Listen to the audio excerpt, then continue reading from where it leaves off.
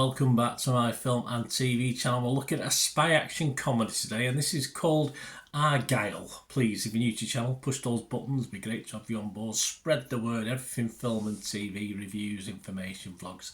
There's also stuff on, if you check my channel, stuff on my football team as well. So if you know anyone who might be interested in that, give them a kick in my direction. I'd be very grateful. Manchester City, of course, or if you're interested yourself, have a look. Yes, so, but today it's films, and all your comments on this film are very, very welcome, or anything to do with film and TV. I will respond or give you a like. Hopefully you can give this vlog a little like as well. I would appreciate that very, very much. Right, Argylle, a spy action comedy directed and produced by Matthew Vaughn. Yes, not everyone's cup of tea with what he's put out so far. This was written by Jason Fuchs, who have a familiar name.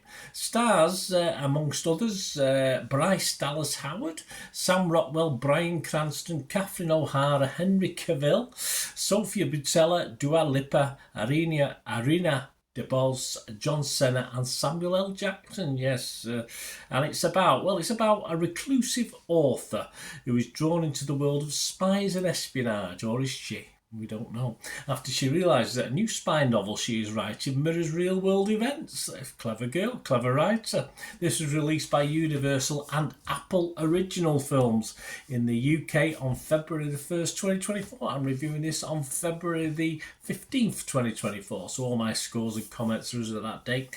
And it's released in the US and check your territories on or around February the 2nd. So it's been out for a couple of weeks as I'm doing this.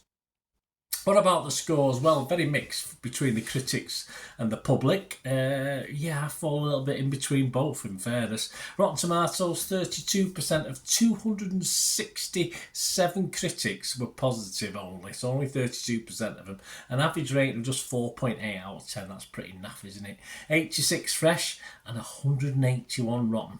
The website's consensus said Argylle gets some mileage out of its silly, energetic spin on the spy thriller. It does, but ultimately wears out its welcome with a convoluted plot and overlong runtime. Yes, it was a long time, this one. Metacritic, the other site we look at, uses an average, assigned it a 35 out of 100, so very similar to Rotten Tomatoes. 57 critics, 6 were positive, 30 were mixed and 21 were negative, so not great, but the good things in a minute. Just a couple. Empire Magazine, Total Film, the two publications I subscribe to. Ben Travis of Empire gave it 60 out of 100. He said it's flashy, fun and light on its feet. It papers over its cracks with twist upon twist and charming performances from its central duo. Yeah, I can't disagree too much with that. But then we go over to Kevin Harley from Total Film. He only gave it 40. He said first too slow, then too silly. Vaughn's well cast but wayward romp fires off half-baked ideas without the focus needed to make them stick. Yeah. All right, well, that's a bit mixed, but a bit negative as well. But how about the positives? Well, Metacritic users, the watchers, Joe Public, 3.7 out of 5, although that was split between 39 positive, 38 mixed, and 76 negative. So, yeah, it did well to get a 3.7 out of 5 based on those. Rotten Tomatoes audience, so a little bit more positive, 72% positivity, 3.8 out of 5. And their consensus says Argylle is an entertaining spy comedy with over-the-top action and plenty of surprises, although the fun starts to run out toward the end in its overlong runtime. Yes, I did start to glaze over at certain stages of this film.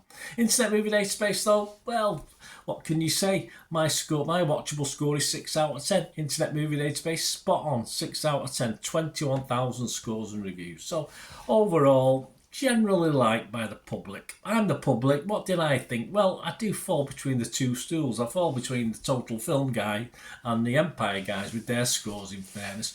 Bryce Dallas Howard is a very likeable character, don't get me wrong. I think she holds this all together very well. But it is hard to take the runtime of almost 2 hours, 20 minutes. This, all right, take the credits out, but well over 2 hours. For a feature that at 90 minutes I might have struggled to really be involved in it. 80 minutes, it might have got away with it, but yeah, it's just so long-winded. And the fun is, it's not very funny. As a spy comedy, I've seen some very funny spy comedies. Some try too hard. This doesn't seem to try that much at all. And the humour is a bit of a struggle for me. So it just becomes an action film. And some a bit some of the scenes are a bit cheap looking. Some of the scenes are okay as an action film, but I'm sorry, as an action film, it is a bit weak. There are good bits, as I said, in the 2 hours, whatever, 2 hours plus, but it's just far too long, and the audience seem to have stayed with it. Public seem to have stayed with it longer than the critics, but I'm a bit between the two. If I was Rotten Tomatoes, I'd have to be rotten on this. If I was Metacritic, I would be mixed because I can't be totally negative on it. But I'm just going to give it my bare minimum score. If it gets any less than this, I don't usually score a film, but I'm just going to give it right in the middle. I'm just going to give it a 5 out of 10. Probably because of Bryce Dallas Howard. She kept me interested in it anyway, watching the film. Some likeable cameos, etc. Of course, Mr. Jackson does his bit for 10 or 15 minutes, but yeah, just too long, guys. It's just too long. Say sort of you start to glaze. Or if I was in a cinema, I would have probably dozed off. In fairness, but I didn't watch this in a cinema. Anyway, let me know what you think, guys. Great to hear from you. So we meet again. That's one thing, don't I? Please stay safe, everyone. Bye for now.